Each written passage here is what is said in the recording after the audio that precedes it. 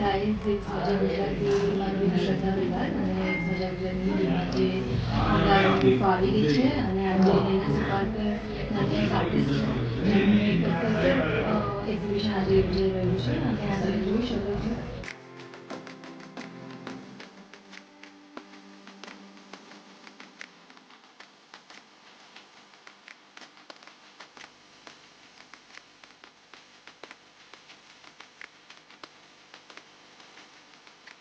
જે વિયેતનામ ગયા હતા ને ત્યાં એમણે જોયું કે આ વસ્તુ થોડું ઓવરલોડ થઈને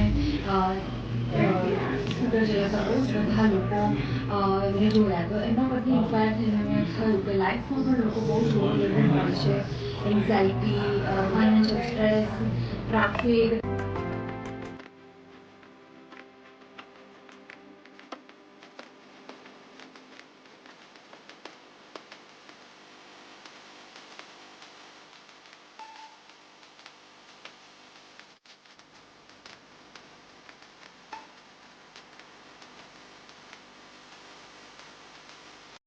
બધા અનેક પ્રકારના પ્રોબ્લેમ્સથી ઓવરલોડેડ હોય છે અને એના પરથી ઇન્સ્પાયર થઈને આ એક સ્ટ્રક્ચર ડિઝાઇન કર્યું છે.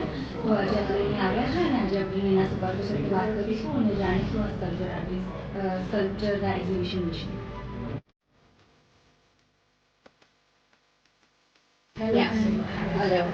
અમે મજા ગુજરાતીની ટીમ છીએ અને અમને જરાક જણાવશો કે તમારું આ એક્ઝિબિશન છે એના ઉપર છે. એક્ઝિબિશન છે ઓવરલોડેડ કન્સેપ્ટ પર.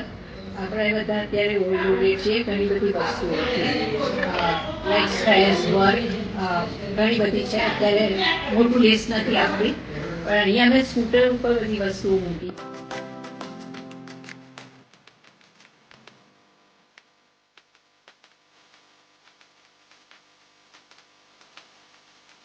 આપણે સ્ટ્રીટમાં બધી વસ્તુઓ ઓવરલોડ કરીને જોઈએ છે એ સ્કૂટર અહીંયા મેટાફોર તરીકે વાપર્યું છે અને એના ઉપર બધી વસ્તુઓ ઓવરલોડ કરી છે.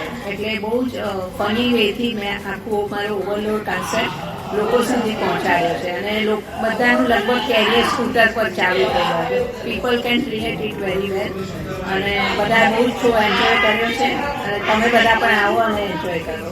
Thank you very much. આમાં જે સ્કૂટર છે લાકડાનું છે અને જે ફિગર છે પેપર ક્લેમાં છે અને પ્રોપ્સ તો બધા બહુ જ બધા મટીરિયલ્સમાં છે, ડિફરન્ટ મટીરિયલ્સમાં. આ તમને ડિઝાઇન કરતા બધી જ પ્રોપર્ટી ડિઝાઇન કરતા તમને કેટલો સમય લાગે? અને ટોટલ કન્સેપ્ટ આવ્યા પછી બધું તૈયાર કરતા મને 1 વર્ષ થયું. ઓકે. અને કેટલા આખા